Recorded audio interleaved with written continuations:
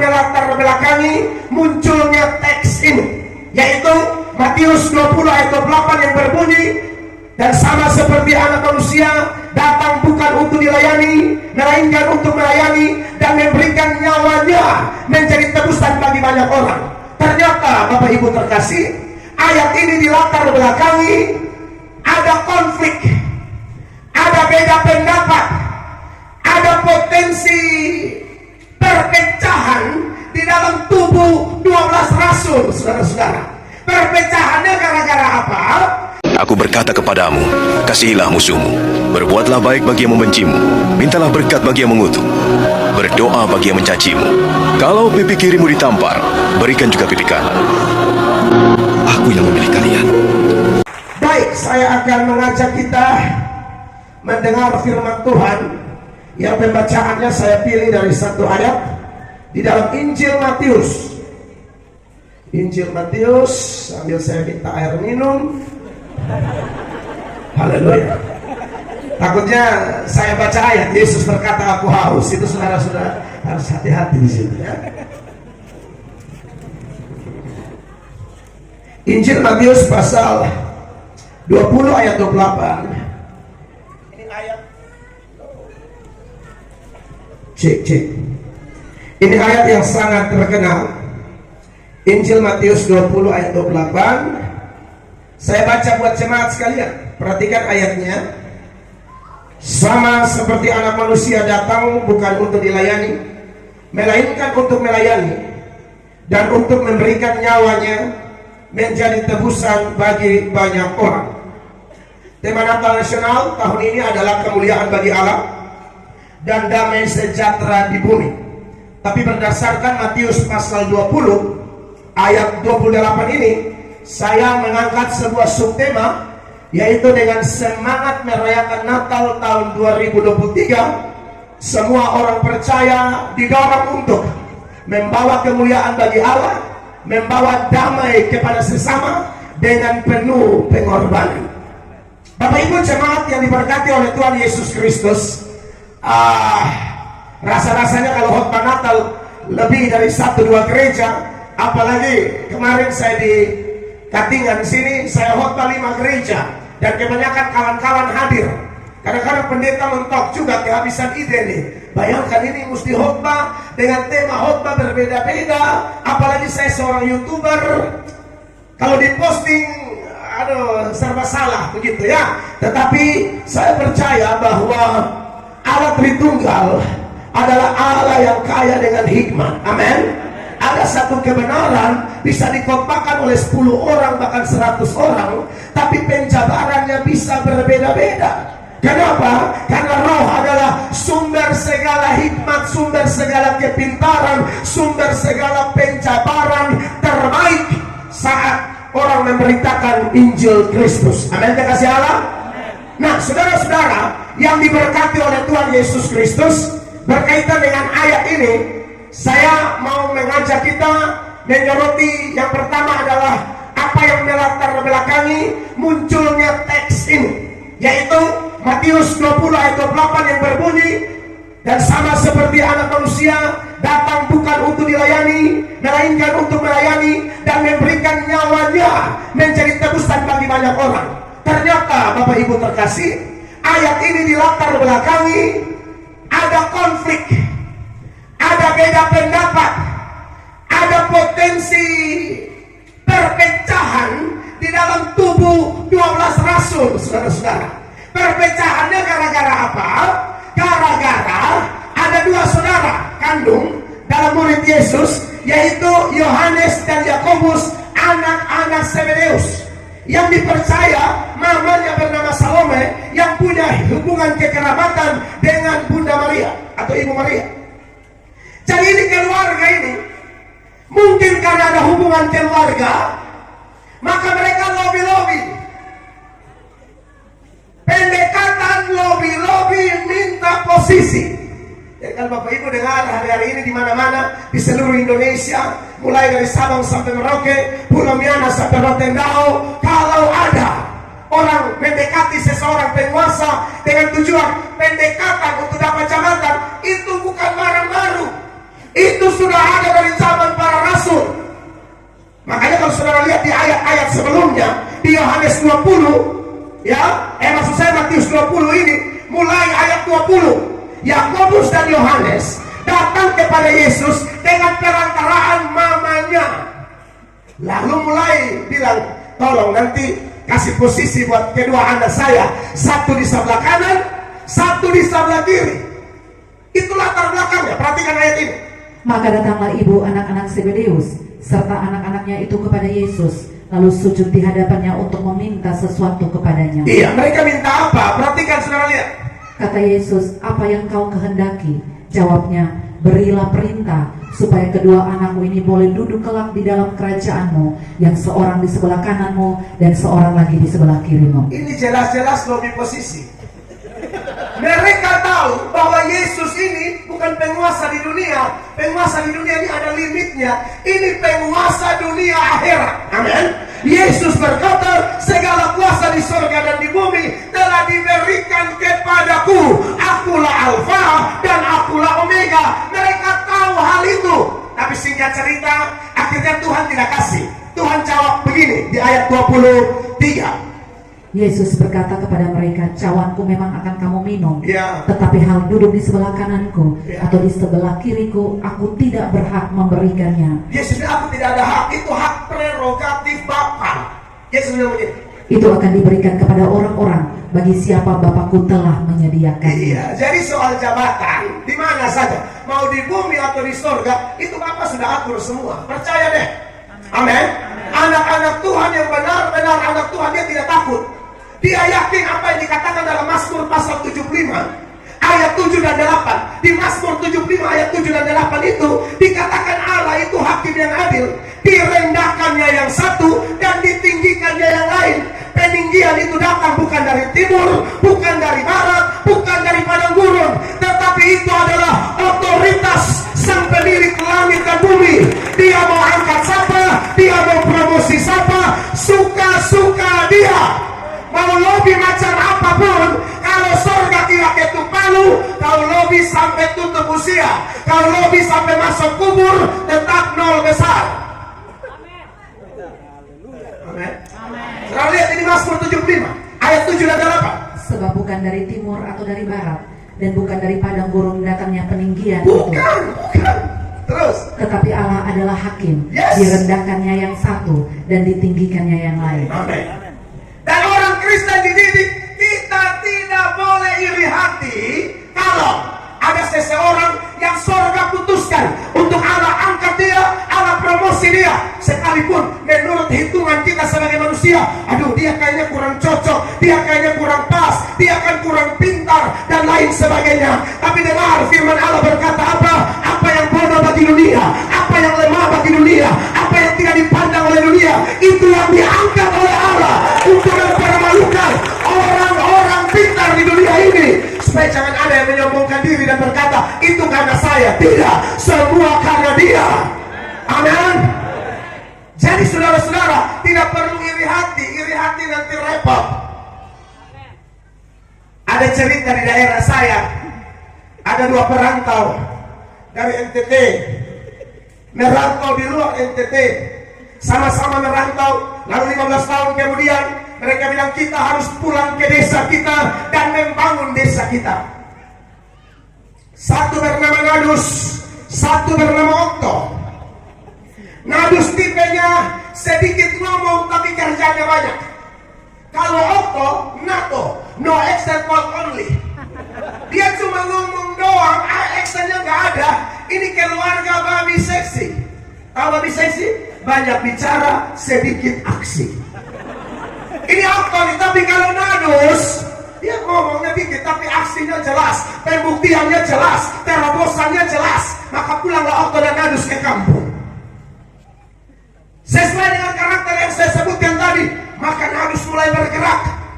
Dan perubahan demi perubahan di desa mereka mulai kelihatan. Maka semua masyarakat menilai, karena sebenarnya apa yang dia lakukan berbicara lebih kuat dari apa yang dia katakan. Yang setuju katakan amin. Apa yang kita buat memberi pesan lebih kuat dari apa yang kita ngomong. jago orasi, jago kampanye, tapi kalau tidak jago berbuat, orang bilang aduh sulit ini. Nah, nadus ini tipenya, ya ngomong ya pasti ngomong, nadus bukan orang bisu, tapi dia lebih banyak berbuat. Maka masyarakat kemudian memutuskan sebagai bentuk penghargaan kepada nadus, maka dibuatlah patung nadus di tengah-tengah desa itu. Patung nadus, benar-benar nadus. Okto sakit hati. Tiap kali melihat patung itu terlukalah Okto. Setiap masyarakat tidur tiap jam 2 pagi, Okto ambil gergaji, ambil pahat, dia menghantam ini patung kasih rubuh. Dari waktu ke waktu, kerjanya Okto hanya apa? Merubuhkan patung nadus. Ini keren ini. Pada satu kesempatan tanpa Okto sadari, sementara dia pahat, dia sedang hantam ini cor-coran, soalnya kan patungnya cor, besi bagus, kekuatan cornya bagus. Sementara dia bikin hancur, dia tidak sadar, saudara-saudara, ya, patung jatuh tertindih di atas Okto, leher patah, langsung rumah sakit umum, infus keliling, saudara-saudara. Makanya Ayub 5 ayat 2, Ayub pasal 5 ayat 2 bilang begini, saudara yang suka iri hati orang, saudara akan dibunuh oleh iri hati. Saudara yang suka sakit hati karena kesuksesan atau keberhasilan orang lain, saudara akan menderita. Ayat ini berkata demikian. Sesungguhnya orang bodoh dibunuh oleh sakit hati, Orang bodoh dibunuh oleh sakit hati, dan orang bebal dimatikan oleh iri hati. orang bebal dimatikan oleh iri hati seperti Okto tadi. Saudara, ngapain iri hati? Bukankah dalam Yohanes 3 ayat 27, ayat itu dikatakan oleh Yohanes Pembaptis, penulisnya Yohanes anak Zebedeus, tapi Yohanes anak Zebedeus menceritakan bagaimana respon Yohanes Pembaptis ketika murid-murid Yohanes Pembaptis ini seperti datang adu domba Yohanes Pembaptis dengan Tuhan Yesus. Dia bilang, orang yang tentang engkau bicara di seberang sungai Yordan, ayat 26. Dia membaptis juga, seolah-olah mau adu domba, bilang begini, sekarang pengaruh kita menurun, sekarang popularitas kita menurun. Yesus yang kamu baptis itu, dia dan timnya lebih ngefek, lebih berdampak. Lalu saudara lihat apa yang terjadi, baca dari ayat 26. Lalu mereka datang kepada Yohanes dan berkata kepadanya, Apa? Rabi, orang yang bersama dengan engkau di seberang sungai Yordan, Iya. dan yang tentang dia engkau telah memberi kesaksian, dia membaptis juga, dan semua orang pergi kepadanya. Jadi mereka mau bilang, inilah pengikut-pengikut yang kurang dewasa, ya. Jadi dia pikir gurunya ini, Yohanes ini gampang terpengaruh. Oh tidak, Yohanes bilang begini, ayat 27, dan ini harus menjadi prinsip orang Kristen di mana saja. Perhatikan. Jawab Yohanes, Yes. tidak ada seorang pun yang dapat mengambil sesuatu bagi dirinya, kalau tidak dikaruniakan kepadanya dari sorga. Beri tepuk tangan yang meriah begitu. Saudara yang iri kepada seseorang yang dipromosi Allah, sama dengan Anda protes Allah. Karena apa yang dia dapat, baik posisi, jabatan, kekayaan, keberhasilan dalam pelayanannya, itu bukan karena dia hebat, tapi ada tangan yang maha kuasa, Raja segala raja yang angkat dia dan tunjukkan kepada dunia, ini orang yang aku pilih. Manusia bisa salah nilai, Tuhan Allah tidak bisa salah nilai. Bahkan manusia sekelas Samuel pun bisa salah. Samuel waktu melantik anak-anak Isai, ya, menggantikan Saul. Samuel lihat Eliab, Elishama, segala macam kakak-kakaknya Daud itu, posturnya meyakinkan. Langsung Samuel bilang, ini yang dipilih Allah, karena kulit luarnya meyakinkan. Tapi Tuhan bilang begini, saya tidak pilih mereka. Apa yang kau lihat? Kau lihat yang di luar, Allah melihat sampai kedalaman hati. Lalu Samuel tanya di Isai, masih ada tidak anak yang lain? Masih ada satu yang kurang diperhitungkan. Makanya semua ada dalam acara, dia ada jaga binatang. Tuhan bilang, Samuel panggil dia. Waktu tidak lama, baru dari jauh Tuhan bilang sama semuanya, dia. Amin. Amin. Amin. Dia. Saya jadi pendeta, satu kampung tidak percaya. Satu kampung tidak percaya. Orang yang kenal saya tidak percaya. Mel Anton jadi pendeta. Jemuran tetangga. Kalau dijemur lebih dari jam 10, saya anggap amal ibadah. Itu sumbangan itu. Saya bantu angkat, bantu setrika, dan simpan di lemari saya di sini. Hewan-hewan orang rata, ya. tusuk orang di depan gereja. Natalan begini saudara-saudara, orang bakar lilin, kita bakar pohon terang. Kita bakar pohon Natalnya, gereja hampir terbakar. Genit Immanuel Lepura. Jadi orang sudah pasang label, anak kurang ajar, anak jahat, anak yang cocok mati, lebih baik kau masuk penjara, dan lain sebagainya. Tapi aku percaya Yesus yang aku sembah, Dia berkata, aku tidak datang mencari orang benar, aku datang untuk mencari orang berdosa, supaya mereka bertobat.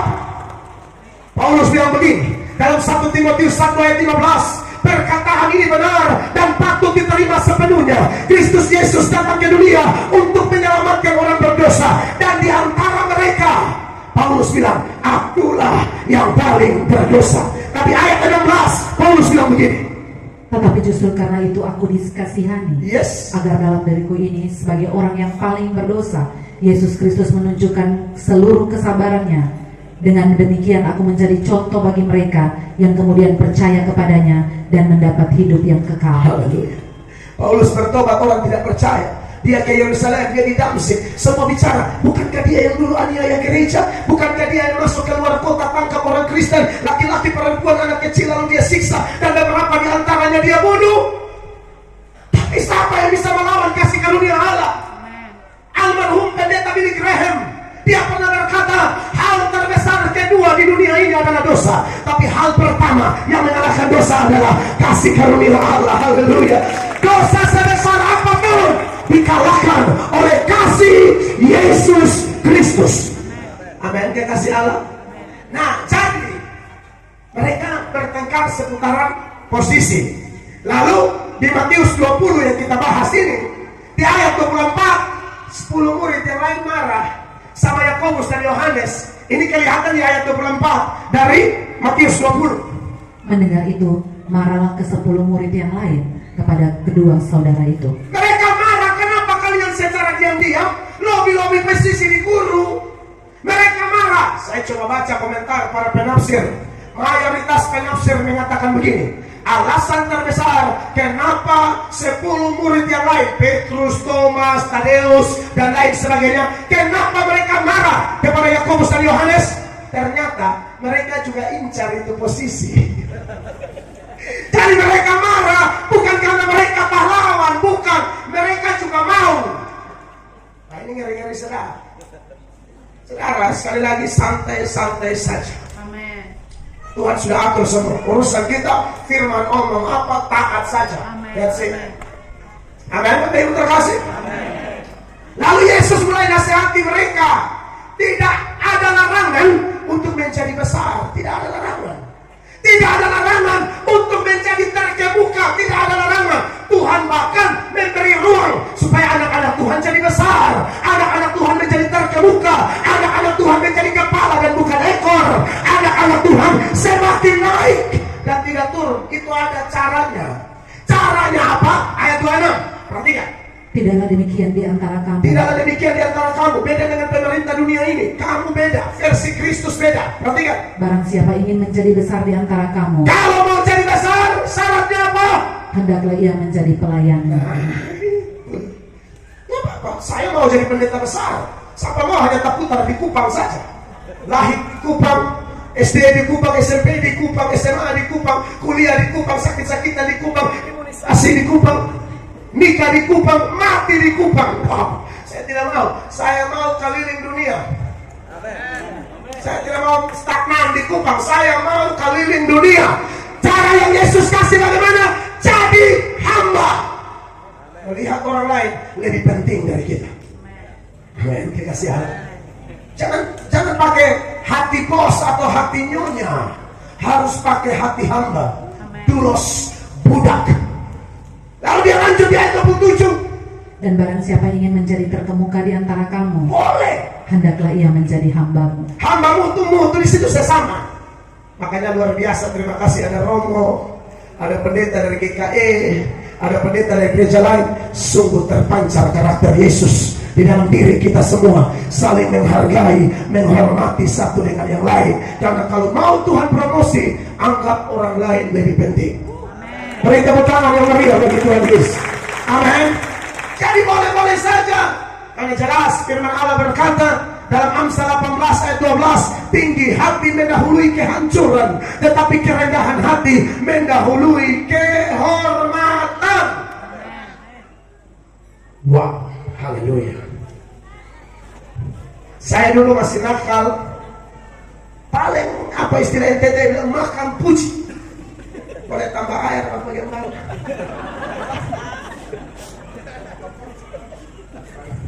Iya, terima kasih. Pendeta senior kami di NTT bilang kalau khotbah tidak keringat jangan makan. Saya dengar ada beberapa ekor babi sudah tumbang tadi, jadi saya mau eksekusi. Jangan main-main, khotbah ancur-ancur sekalian, jangan makan rata-rata. Pendeta pemalas tidak layak makan. Haleluya. Kasih Allah. Tawuran. Kita kan biasa lantar kampung tawuran di NTT, kalau tawuran panah, bom ikan, pakai bom, pakai rakitan, pistol.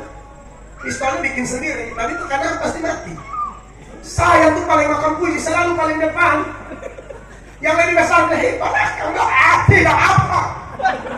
Aduh, tiba-tiba batu trotoar, paving block begitu, terbang dari sana datang. Saya pikir meteor. Ini masih ada sembuh sampai sekarang, bekasnya terbelah betul-betul. Di situ baru bertobat, saya baca ayat, oh tinggi hati memang hancur. Jemaat yang diberkati oleh Tuhan Yesus. Tapi bicara tentang tema kita dan subtema kita, di mana saya bilang dengan semangat merayakan Natal, semua orang percaya didorong membawa kemuliaan bagi Allah, membawa damai bagi semua orang dengan penuh pengorbanan. Maka teladan utama kita adalah Sang Putra Natal sendiri. Di ayat 28 ini saya akan sorot di bagian per bagian, Bapak Ibu. Ini khotbah yang mudah dicerna. Sama seperti anak manusia datang bukan untuk dilayani, melainkan untuk melayani dan memberikan nyawanya menjadi tebusan bagi banyak orang. Ayat ini dimulai. Kan Yesus 26:27 Yesus bilang, kalau kamu mau besar, melayani sesama, mau terkemuka, jadi hamba sesama. Lalu Yesus bilang, sama seperti anak manusia. Berarti Yesus adalah teladan. Kau lihat saya, kira-kira begitu. Semua pendeta di sini, lihat Yesus.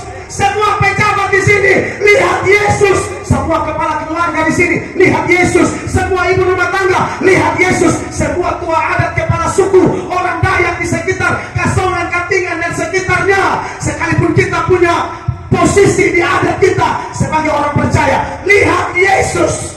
Bagaimana caranya memuliakan Allah dan membawa damai bagi orang lain. Itu ayat dimulai, dan sama seperti anak manusia datang. Garis bawahi kata datang. Bapak Ibu, kalau Yesus itu kehadirannya dalam kedatangannya yang pertama 2000-an tahun yang lalu, dalam Natal yang kita rayakan hari ini dan puncaknya 25 Desember, kita semua orang percaya Katolik, Protestan, kita semua merayakannya. Saudara, lebih banyak dalam Alkitab dipakai kata datang. Aku datang bukan untuk menyediakan hukum Taurat, aku datang untuk memberitakan Injil. Lalu dia bilang, aku datang, aku datang, aku datang. Beda datang dengan lahir. Lahir itu sifatnya pasif. Siapkan Yohanes 18 ayat 37. Lahir itu sifatnya pasif. Kalau datang sifatnya aktif. Mel Atok datang dari NTT ke Kasongan, itu aktif. Kalau lahir tidak. Kenapa? Saya menyebut lahir itu sifatnya pasif. Saya tidak bisa memilih lahir dari suku apa. Saya tidak bisa memilih lahir dari pasangan suami istri seperti apa. Saya tidak bisa memilih lahir dengan model rambut seperti apa, warna kulit seperti apa. Saya tidak bisa pilih. Tidak bisa saya bersaksi. Saya dulu rencana lahir sebagai orang Amerika, tapi nongol-nongol tahu-tahu NTT. Tidak bisa begitu. Kita pasif, tidak ada kita yang tahu. Saudara, tidak ada orang Dayak di sini yang memilih lahir jadi orang Dayak, tidak ada. Itu surga yang atur. Amin. Sampai sini kita paham ya? Bahkan setiap hidup kita, pokoknya kita diatur. Tiap langkah pun diatur oleh Tuhan. Amin. Dikasih Allah. Makanya saya pernah kecewa, kenapa lahir keluarga miskin dan luar biasa. Papa saya tidak tamat SD, mama juga sekolah tidak benar. Papa saya Katolik, mama Protestan, gemit. Tapi dua tidak pernah ke gereja. Dan minta maaf, dua-dua juga tidak menikah gereja. Makanya mereka malu, Mas. Saya ini anak hasil persinahan. Saya ini anak haram. Jadi mereka juga takut ke gereja, mungkin karena jadi bahan omongan. Saya waktu mulai bertumbuh, saya kecewa kenapa ada orang tua model begini sebelum saya bertobat. Tapi setelah saya mengerti, Tuhan mengingatkan saya, kamu tidak bisa memilih mau anak sopir ke anak apa. Pokoknya sekarang kau belajar datang kepada Yesus, nanti Yesus akan buat engkau memahami segala sesuatu. Tapi beda dengan Yesus. Betul, Yesus pernah bilang aku lahir, tapi itu cuma satu kali, dan itu disusul dengan aku datang ketika dia bercakap-cakap dengan Pilatus dalam Yohanes 18 ayat 37. Yohanes 18:37. Maka kata Pilatus kepadanya, jadi engkau adalah raja? Jawab Yesus, engkau mengatakan bahwa aku adalah raja. Betul. Untuk itulah aku lahir, dan untuk itulah aku datang ke dalam dunia ini. Cuma satu kali ini. Untuk itulah aku lahir, langsung disusul aku datang. Kenapa disebut datang? Karena Yesus itu kan kita tahu dia Allah yang jadi manusia. Amin. Dia tahu bahwa dia akan datang. Dia akan datang lahir melalui rahim Ibu Maria. Dia tahu.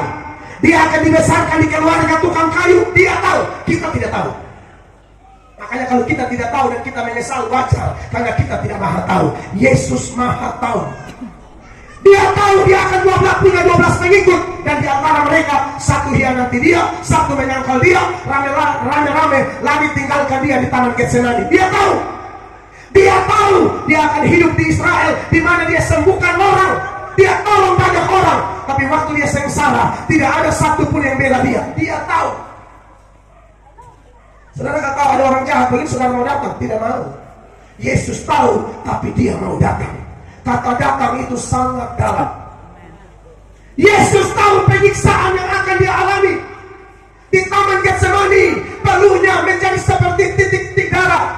Seorang teolog bernama William Hendrickson mengatakan, kenapa Yesus punya peluh seperti titik-titik darah? Karena Yesus sedang melihat tsunami murka Allah. Apa maksudnya tsunami murka Allah? Semua murka yang Allah timpakan kepada semua manusia diambil alih oleh Kristus. Anda bisa bayangkan itu. Belum lagi sesi pencambukan. Yesus datang untuk penuh pengorbanan. Ingat, subtema kita kata kuncinya pengorbanan.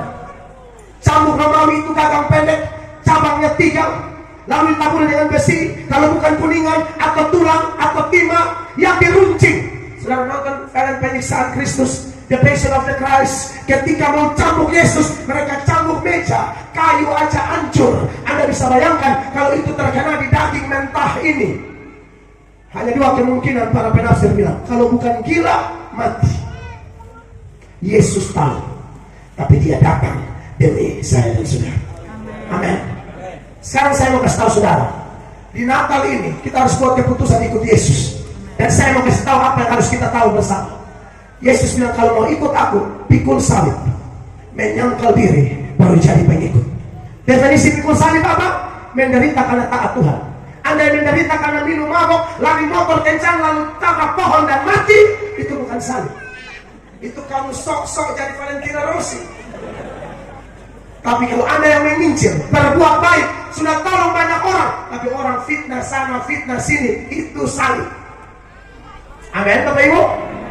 Lalu yang kedua, saya suruh habis, tenang, beberapa wajah mencurigakan ya. Tidak apa-apa, pembalasan hak Tuhan, haleluya. Saudara, saya mau kasih tahu ya, saya kasih tahu sedikit. Sikap Anda kepada firman sesungguhnya adalah sikap Anda kepada Tuhan. Suka firman, suka Tuhan. Tidak suka firman, Anda tidak suka Tuhan. Itu aja. Jaga hati ya saat dengar khotbah. Jaga hati, saya kasih tahu memang. Jaga. Jadi itulah datang, saudara-saudara. Kan dia adalah Allah yang mencari manusia. Amin. Yohanes 1 ayat 1, ingat ya. Pada mulanya adalah firman. Firman itu bersama-sama dengan Allah. Dan firman itu adalah Allah. Bahasa Yunaninya enarche en hologos. Kai hologos prostonteon. Kai theos en hologos.